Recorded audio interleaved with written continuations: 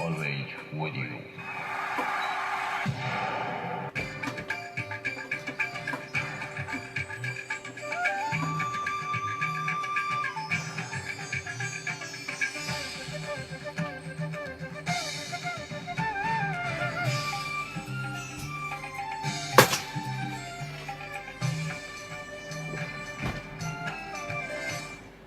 दाङका 23 जना सहित मुलुकभर आज थप 1459 जनामा कोरोना संक्रमण पुष्टि। कोरोनाका कारण ज्यान गुमाउने 371 पुगे। सरकारले अब कोरोना भाइरसको लक्षण नदेखेका संक्रमितको परीक्षण नगर्ने। दाङका विद्यालयहरू वैकल्पिक माध्यमबाट पठन पाठन सञ्चालन गर्ने तयारीमा। घोराईमा 1 गतेबाट सिकाइ सहजीकरण प्राथमिकतामा राखेर पढाउने तयारी। असोज 1 गते विद्यालय पठन पाठनका लागि नखुल्ने शिक्षा विज्ञान तथा प्रविधि मन्त्रालयको भनाई। गाउँमै सुविधा सम्पन्न स्वास्थ्य चौकी बनेपछि दङ्गी शरणमा सेवाग्राहीको संख्या बढ्दै।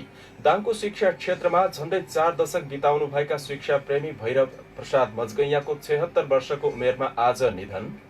अफगानिस्तानमा तालिबानीद्वारा आक्रमण, पूर्व सिनेट सदस्य सहित 6 जनाको मृत्यु। युनाइटेड अरब इमिरेट्स UAE द्वारा फ्रन्टलाइनमा रहेका स्वास्थ्य कर्मीलाई कोरोना भाइरस विरुद्धको खोप लगाउन अनुमति। र सडक दुर्घटनामा परि गम्भीर घाइते भएका राष्ट्रिय क्रिकेट टिमका खेलाडी भण्डारीको स्वास्थ्य अवस्था सुधारोन्मुख।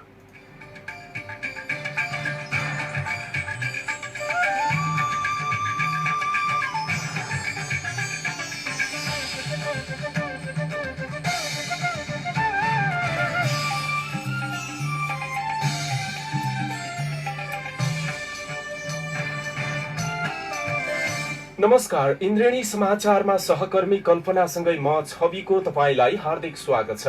इन्द्रेणी समाचार इन्द्रेणी FM को स्टुडियो 92.4 मेगाहर्जबाट अहिले प्रसारण भइरहेको छ। तपाई हामीलाई इन्द्रेणी FM 92.4 मेगाहर्ज, इन्टरनेटमा indreneyfm.com.np र मोबाइल एप्लिकेसनबाट संसारैभर एकैसाथ सुनिराख्नु भएको छ। यस्तै सामाजिक सञ्जालबाट पनि एकैसाथ हामीलाई सुन्न सक्नुहुन्छ। दाङ देउखुरीको गढुवामा रहेको रेडियो साझा आवाज 88.3 मेगाहर्जबाट पनि प्रत्यक्ष हामीलाई सुनिरहँदा अहिलेसम्मको समाचारको सिलसिला प्रारम्भ गरौं। अब मुख्य प्रसंगबाट। नेपाल विद्युत प्राधिकरणका कार्यकारी निर्देशक कुलमान घिसिङलाई आज औपचारिक कार्यक्रम गरी विदाई गरेको सम्बन्धी इन्द्रेणी समाचारमा विशेष समाचार।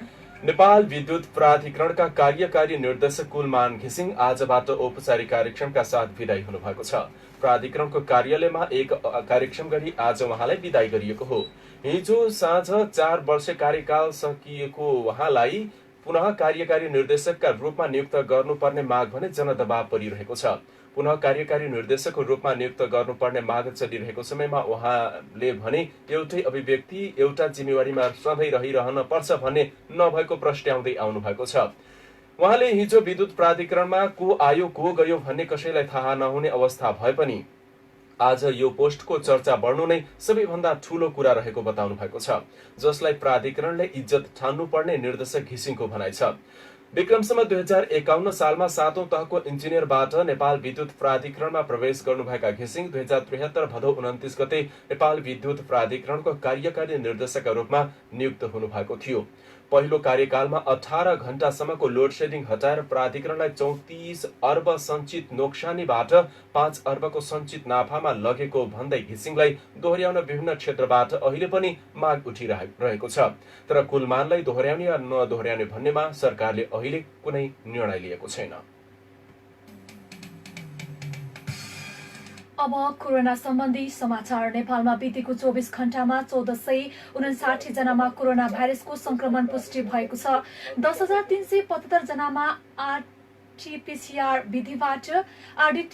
विधिबाट परीक्षण गर्दा 1459 जनामा कोरोना पुष्टि भएको स्वास्थ्य तथा जनसंख्या मन्त्रालयले जनाएको छ। यो सँगै नेपालमा कुल संक्रमितको संख्या 56,788 पुगेको मन्त्रालयका प्रवक्ता डाक्टर जागेश्वर गौतमले जानकारी दिनुभएको छ। यस्तै पछिल्लो 24 घण्टामा 1062 जना संक्रमित निको भएर घर फर्किसक्नु भएको छ। यो सँगै कोरोना नेपालमा निको हुनेको कुल संख्या 40,638 पुगेको छ। कोरोना संक्रमण मुक्त हुने दर 71.5% हो। अब नेपालमा सक्रिय संक्रमित 15,779 जना रहेका छन्।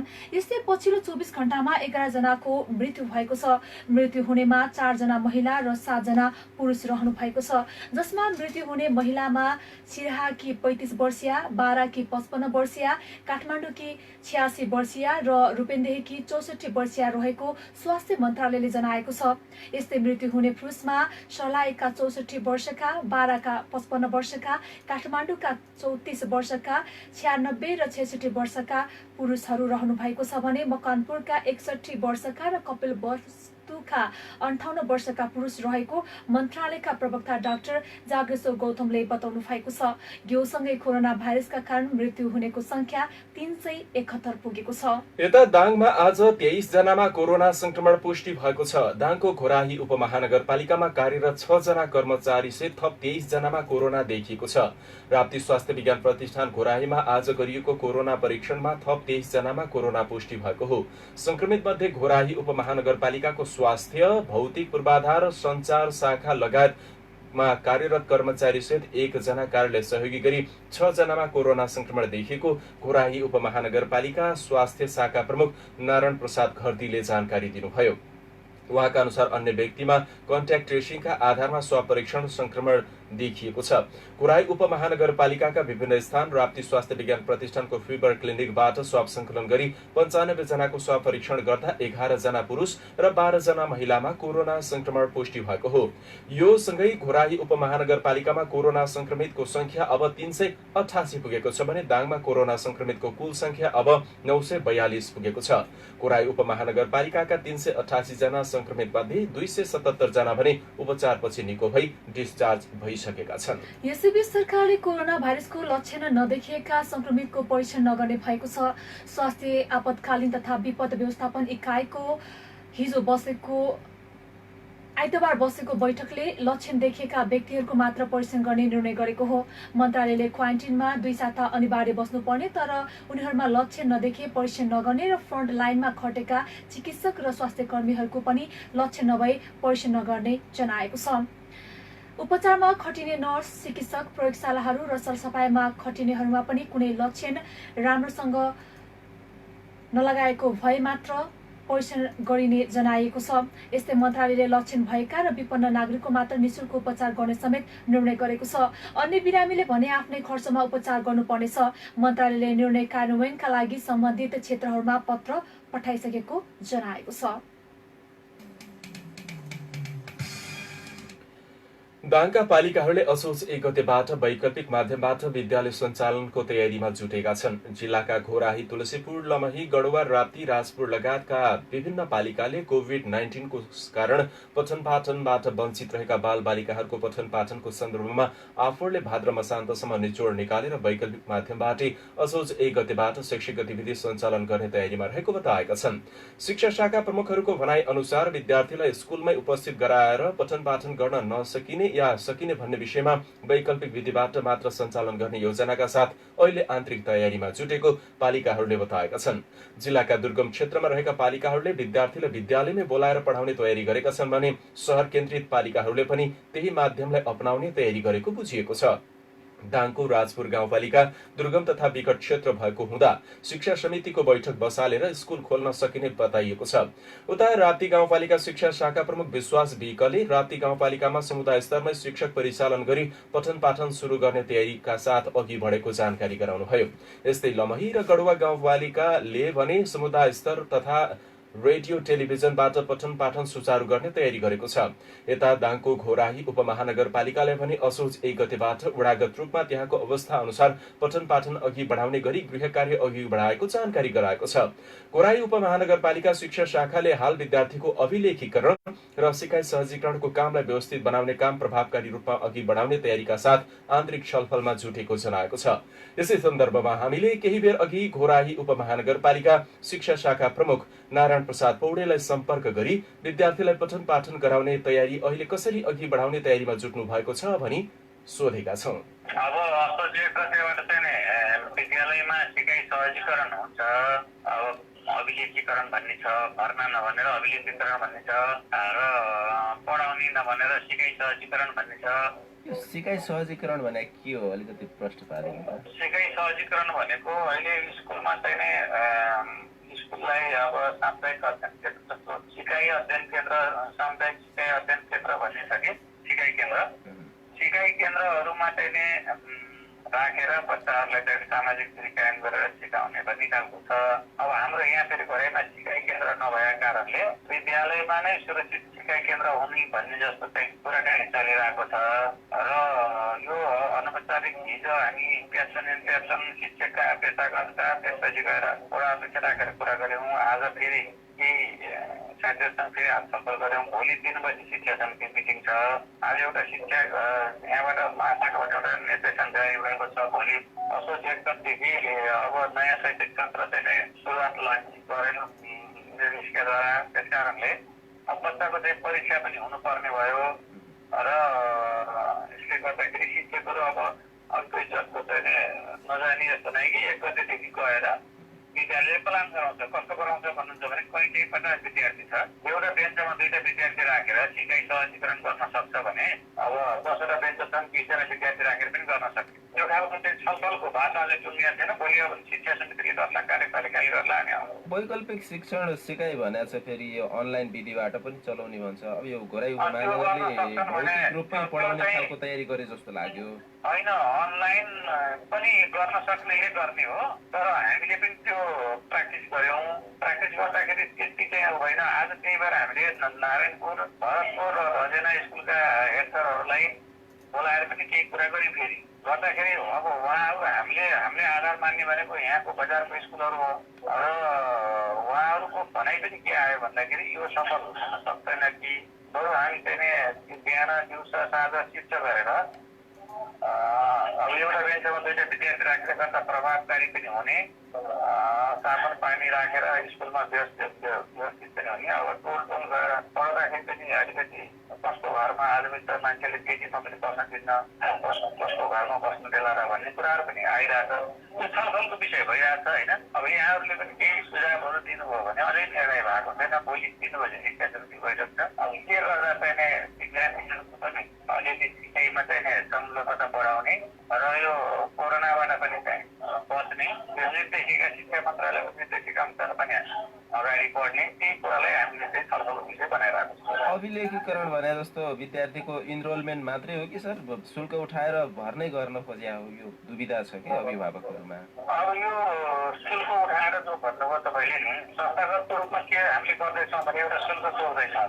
लिखित शुल्क जस्तो यातायात शुल्क अहिले स्कुलले उठाउन पाएन होइन सर, अरू शुल्क पाएन। अब अनलाइनबाट शिक्षण गर्छ भने शिक्षण शुल्कमा अब शिक्षण शुल्कमा के अरू शुल्क चाहिँ यातायात शुल्क इत्यादि त्यो चाहिँ नलिएर शिक्षण शुल्कमा 75% राखेर गरिदिएको छ। हाम्रो पनि त्यो बारेमा छलफल भइरहेछ। अब सामुदायिक हकमा चाहिँ शुल्क कुरा भएन भनेपछि अब भोलि बस्ने बैठकले सकेसम्म भौतिक रूपमै विद्यार्थीलाई निश्चित मापदण्ड अपनाएर सीमित विद्यार्थी राखेर शिक्षण सिकाइ सहजीकरण प्रक्रिया घोराइ उपमहानगरले अघि बढाउने तयारी गर्दैछ। विद्यालयबाट चाहिँ मान्छौँ जस्तो तपाईँको विद्यालय व्यवस्थापन समिति, अभिभावक सङ्घ छ नि र चाहिँ त्यही प्राणीहरूका चाहिँ प्रतिनिधि नेतृत्व प्रतिनिधि राखेर प्रत्येक विद्यालयबाट आउँछ प्लान, कसरी अनलाइन पढाउँछु भन्ला।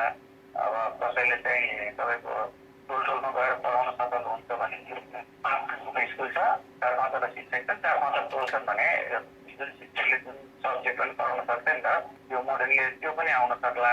कसैले होइन हामी त स्कुलमा चाहिँ नै हाम्रो विद्यार्थी पनि 40-50 जना छ, स्कुलमा गर्छौँ भन्ने कुरा आउला। कसैले चाहिँ हामी त 2-3 सिफ्टमा चाहिँ गर्छौँ है भन्ने कुरा आउला होइन।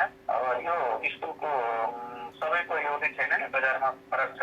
अब अरूको अलिकति जस्तो भन्नु यहाँ राज्यमा पैसा चाक्लेघाट जस्तो ठाउँहरू पनि छ, त्यहाँको चाहिँ फरक आउला अनि बोर्डिङको फरक आउला। वैकल्पिक माध्यम उत्कृष्ट त्यहाँको स्रोत साधन र उपलब्धता जे हुन्छ त्यसलाई प्राथमिकतामा राखेर काम गर्ने देखियो। त्यसो भए अब जस्तो 5वटा वैकल्पिक गर्ने कुराहरू छ। अब त्यो 5वटा माथि तल निर्देशिकामा के भनेको छ भने विद्यालय केटी छ भने भौतिक रूपमा विद्यार्थी उपस्थित भएर गर्न सकिने अवस्था भयो, सो पनि गर्न सकिने भनेको छ क्या मन्त्रालयले। त्यही भएर हामीले सबै बाटो खुल्ला गरेका छौँ। अब स्कुलले कुन बाटो खोज्छ त्यही अनुसार अगाडि बढ्छ। उहाँ घोराही उपमहानगरपालिका शिक्षा शाखा प्रमुख नारायण प्रसाद पौडेल वैकल्पिक शिक्षण सिकाइ कसरी प्रभावकारी रूपमा अघि बढाउने भन्ने विषयमा अहिले उपमहानगरपालिकाभित्र रहेका विद्यालयहरूसँगको आन्तरिक तयारीका बारेमा भइरहेको छलफलका बारेमा रेडियो इन्द्रेणीलाई जानकारी गराउनु हुँदै यसैबीच जनदबावले निषेधाज्ञा खुकुलो बनाए पनि असोज 1 गतेबाट विद्यालय पठन पाठनका लागि नखुल्ने शिक्षा विज्ञान तथा प्रविधि मन्त्रालयले जनाएको छ। मन्त्रालयका प्रवक्ता दीपक शर्माले मन्त्री परिषदको पछिल्लो निर्णय अनुसार असोज 1 गतेदेखि विद्यालय भर्नाको लागि मात्र खुल्ने बताउनु भएको छ। उहाँका अनुसार कोरोना महामारी नियन्त्रणमा नआएका कारण अहिले नै भौतिक रूपमा कक्षा सञ्चालन गर्न सकिँदैन। शिक्षा विभागले पनि दूर शिक्षा प्रणाली या वैकल्पिक माध्यमबाट मात्रै विद्यालय स्तरको पढाइ हुने जानकारी दिनुभएको छ। यसका लागि मन्त्रालयले सिकाइ सहजीकरण निर्देशिका 2077 गत साता सार्वजनिक गरेको थियो। त्यसमा विद्यार्थीमा प्रविधिको पहुँचका आधारमा 5 वटा माध्यमबाट पढाउन निर्देशन गरिएको छ। रेडियो, टेलिभिजन, कम्प्युटर, इन्टरनेट भए नभएको आधारमा कक्षा सञ्चालन गर्न भनिएको छ। नेपाल विद्यार्थी संघ महेन्द्र बहुमुखी क्याम्पस इकाइ दाङको पहलमा आज रक्तदान कार्यक्रम गरिएको छ। दाङमा रगतको कमी भएपछि रगत चाहिने बिरामीका लागि समस्या आउन थालेपछि नेवी संघले आफूलाई सामाजिक जिम्मेवारीका रूपमा उभ्याएको बताएको छ। दाङको ब्लड ब्याङ्कमा रगतको अभाव भएको र रगत आवश्यक परेका बिरामीका लागि सकस हुन थालेपछि ब्लड डोनेसन कार्यक्रमको आयोजना गरिएको नेवी संघले जनाएको छ। कार्यक्रममा 27 जनाले आज रक्तदान गर्नुभयो। विद्यार्थी हक हितका लागि काम गर्दै आएको नेवी संघ पछिल्लो चरणमा सामाजिक उत्तरदायित्वको काम पनि सक्रियताका साथ गर्दै आएको छ। गाउँमै सुविधा सम्पन्न स्वास्थ्य चौकी बनेपछि दङ्गीशरण गाउँपालिका 2 गोल्टाकुरीमा सेवाग्राहीको संख्या बढेको छ।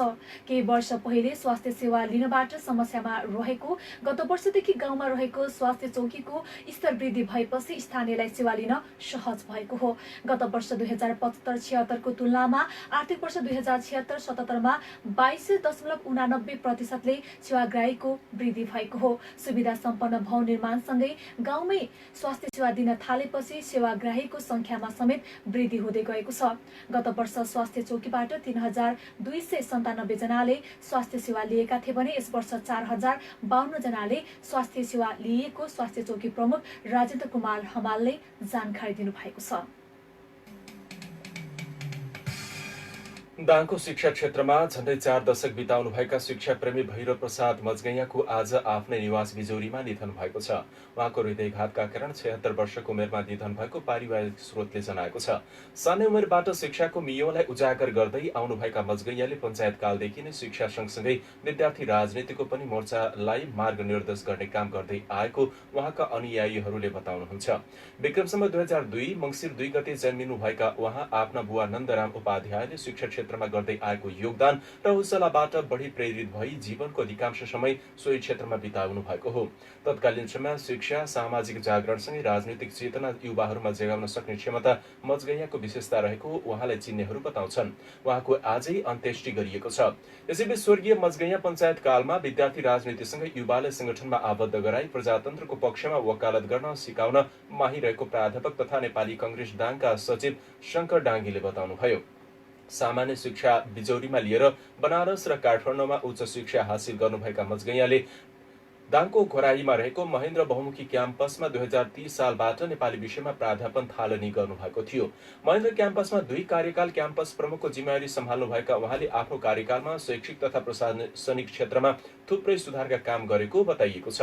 उहाँ प्रजातन्त्रवादी प्राध्यापक संघमा आबद्ध भई काम समेत गर्नुभएको व्यक्ति हुनुहुन्छ।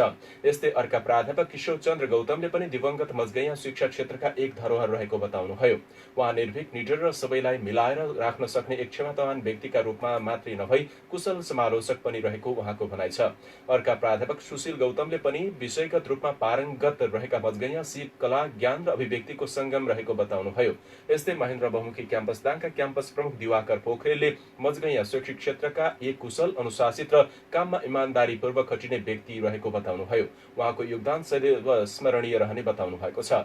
विक्रमसम्म 2065 सालपछि क्याम्पसबाट सेवानिवृत्त भए पश्चात अरू थुप्रै सामाजिक सङ्घ संस्थामा पनि उहाँ क्रियाशील रहँदै आउनु भएको थियो। यसैबीच माओवादी आन्दोलन नेता पुष्पबहादुर बोगटी दिवाकरको निधन भएको 6 वर्ष पूरा भएको छ। 2071 भदौ 30 गते हृदयघात र मस्तिष्कघातका कारण उहाँको निधन भएको थियो। बोगटीको 6औं स्मृति दिवसको सन्दर्भमा नेपाल कम्युनिस्ट पार्टी नेकपाले पार्टी मुख्यालय धुम्बाराहीमा कार्यक्रम गरेको छ भने पुष्पबहादुर बोगटी स्मृति प्रतिष्ठानले विज्ञप्ति मार्फत सम्झना गरेको छ। यसैबीच पुष्पबहादुर बोगटी स्मृति प्रतिष्ठान दाङले पनि विज्ञप्ति मार्फत बोगटीको सम्झना गरेको छ। प्रतिष्ठानका अध्यक्ष नरबहादुर अधिकारीले जारी गरेको विज्ञप्तिमा हरेक वर्ष भदौ 30 गते स्मृति दिवस मनाउने गरे पनि यो वर्ष कोरोना संकटका कारण मनाउन नसकेको जनाइएको छ। सत्तारूढ दल नेपाल कम्युनिस्ट पार्टी नेकपाले पार्टीका नेताका नाममा खोलिएका प्रतिष्ठान वा सङ्घ संस्थालाई प्रदेश वा स्थानीय तहमा कुनै पनि गतिविधि नगर्न निर्देशन दिएको छ। पार्टीले अन्तर्पार्टी निर्देशन 5 जारी गर्दै पार्टीका नेताका नाममा स्थापना भएका प्रतिष्ठान, फाउन्डेसन, अध्यक्ष केन्द्र जस्ता संस्थालाई प्रदेश, जिल्ला र स्थानीय तहमा कुनै पनि शाखा गठन र गतिविधि गर्न रोक लगाउने निर्देशन गरेको हो। नेकपाले ती नेताका नाममा खोलिएका प्रतिष्ठान वा सङ्घ संस्था मध्ये अधिकांशले पार्टीभित्र गुटबन्दी गर्न थालेपछि अन्तर्पार्टी निर्देशन 5 मा रोक लगाउने निर्णय गरेको हो। केन्द्रमा भने कुनै रोक लगाइएको छैन। पुष्पलाल मनमोहन अधिकारी, तुलसीलाल अमात्य, मदन भण्डारी, जीवराज आश्रित, नरबहादुर कर्मचार्य, निर्मल लामा, सुरेश वाग्ले, कृष्णसेन इच्छुक, मोती देवी, सहना प्रधान, झलनाथ खनाल लगायत नाममा त्यस्ता संस्था खोलिएका छन्। तीमध्ये केहीका केन्द्रमा मात्र र केहीका जिल्लाहरूमा पनि शाखा खोलिएका छन्। अन्तर्पार्टी निर्देशन 5 मा सचिवालयले प्रतिष्ठानको सञ्चालन, व्यवस्थापन तथा नियमन विधि निश्चित गर्न स्पष्ट कार्यादेश सहितको कार्यदल गठन गर्ने उल्लेख गरिएको छ। कार्यदलको प्रतिवेदन प्राप्त भएपछि त्यसमाथि छलफल गरी प्रतिष्ठानबारे आवश्यक निर्णय गर्ने पनि जनाइएको छ। इन्द्रेणी समाचारमा अब अन्तर्राष्ट्रिय समाचार। अफगानिस्तानको पश्चिमी बाडगिस प्रान्तमा पूर्व अफगान सिनेट र उहाँका 5 जना सुरक्षाकर्मीको हत्या भएको छ। कतारमा अफगान सरकार र विद्रोही तालिबानी समूहसँग शान्ति वार्ता जारी रहेका बेला पूर्व सिनेट सहित सुरक्षाकर्मीको हत्या भएको हो। मध्य प्रदेशका कार्यवाहक राज्यपाल फैज मोहम्मद मिर्जाजादाले रंगीन मुसकवानी सवार गाडीमा आत्मघाती बम विस्फोट गराएको पुष्टि गर्नुभएको छ। बम विस्फोट भए लगत्तै उहाँका सुरक्षाकर्मी र तालिबानी लडाकुहरूबीच गोली हानाहान भएको प्रत्यक्षदर्शीहरूलाई उद्धृत गर्दै अन्तर्राष्ट्रिय सञ्चार माध्यमहरूले जनाएका छन्। कतारमा जारी वार्तामा सरकारले स्थायी युद्धविरामको घोषणा गरे पनि विद्रोहीले भने आफ्ना मुख्य माग पूरा नभएसम्म सरकारको प्रस्ताव नमान्ने बताउँदै आएको छ। तालिबानी समूहले अफगानिस्तानलाई इस्लाम कानून अन्तर्गत सञ्चालन गर्नुपर्ने लगायतका माग राख्दै आएको छ। अफगानिस्तानमा सन् 2003 मा यता सरकार तालिबानी बीच लगातार युद्ध हुँदै आएको छ। युनाइटेड अरब इमिरेट्स युएईले फ्रन्टलाइनमा रहेका स्वास्थ्य कर्मीलाई कोरोना भाइरस विरुद्धको खोप लगाउन अनुमति प्रदान गरेको छ। तेस्रो चरणको मानवीय परीक्षणमा रहेको भनिएको कोरोना विरुद्धको खोप आपतकालीन प्रयोगमा गर्न अनुमति दिएको सञ्चार माध्यमले जनाएका छन्। चीनले उक्त खोप आफ्नो मुलुकमा फ्रन्टलाइनमा रहेका र उच्च जोखिममा भएकाहरूलाई जुलाईदेखि नै लगाउन सुरु गरिएको चीनिया अधिकारीले जानकारी गराएका थिए। प्राधिकरणले यो खोपको कुनै पनि साइड इफेक्ट नभएको समेत दावी गर्दै आएको छ। 31,000 स्वयंसेवीमा सो खोप परीक्षण भइरहेको छ। विश्वभर हालसम्म करिब 140 भन्दा बढी खोपहरू विकासको प्रारम्भिक चरणमा रहेका छन् भने करिब 2 दर्जन खोपहरू क्लिनिकल ट्रायलको विभिन्न चरणमा रहेका छन्। केही सीमित खोपहरू मात्रै परीक्षणको तेस्रो चरणमा रहेको समाचारमा जनाइएको छ। र इन्द्रेणी समाचारमा भने अब एउटा खेल समाचार। सडक दुर्घटनामा परि गम्भीर घाइते हुनुभएका राष्ट्रिय क्रिकेट टिमका खेलाडी ललित सिंह भण्डारीको स्वास्थ्य अवस्था सुधार उन्मुख रहेको छ। काठमाडौँको ग्रान्ड अस्पतालमा उपचाररत ललितको अवस्था हिजोको तुलनामा निकै सुधारेको चिकित्सकलाई उद्धृत गर्दै राष्ट्रिय टिमका पूर्व कप्तान तथा क्रिकेट खेलाडी संघ सिप्यानका महासचिव पारस खड्काले जानकारी दिनुभएको छ। आइतबार साँझ धनगढीबाट महेन्द्रनगर जाँदै गरेको ट्रकको ठक्करबाट ललित सवार मोटरसाइकल कञ्चनपुरको झलारीमा दुर्घटनामा परेको थियो। हिजो हेलिकप्टरबाट काठमाडौँ लगेर ग्रान्डे अस्पतालको आइसियू कक्षमा ललितको उपचार भइरहेको छ। स्थिति सामान्य बनेपछि मात्रै हात र खुट्टाको शल्यक्रिया गरिने चिकित्सकहरूले जानकारी दिएको पनि खड्काले बताउनु भएको छ। ललितको उपचारको खर्च नेपाल क्रिकेट संघ क्यानले बेहोर्ने जनाएको छ। त्यस्तै राष्ट्रिय खेलकुद परिषद राखेपले पनि सघाउने बताएको छ। यता ललितको उपचारका लागि सिप्यानले आर्थिक सङ्कलन गर्न थालेको छ। सिप्यानले सेन्चुरी कमर्सियल ब्याङ्कको खातामा सहयोग रकम जम्मा गर्न सकिने जनाएको छ। यिनै देश विदेश खेल समाचारका साथ हामी इन्द्रेणी समाचारको अन्त्यमा छौं। जाँदा जाँदै प्रमुख समाचार शीर्षक फेरि एकपटक। दाङका 23 जना सहित मुलुकभर आज थप 1459 जना कोरोना भाइरसको संक्रमण पुष्टि। कोरोनाका कारण ज्यान गुमाउनेको संख्या 371 पुगे। सरकारले अब कोरोना भाइरसको लक्षण नदेखेका संक्रमितको परीक्षण नगर्ने। दाङका विद्यालयहरू वैकल्पिक माध्यमबाट पठन पाठन सञ्चालन गर्ने तयारीमा। घोराईमा 1 गतेबाट सिकाइ सहजीकरण प्राथमिकतामा राख्दै पढाउने तयारी गरिँदै असोज 1 गतेबाट पनि विद्यालय पठन पाठनका लागि नखुल्ने शिक्षा विज्ञान तथा प्रविधि मन्त्रालयको प्रश्नोक्ति।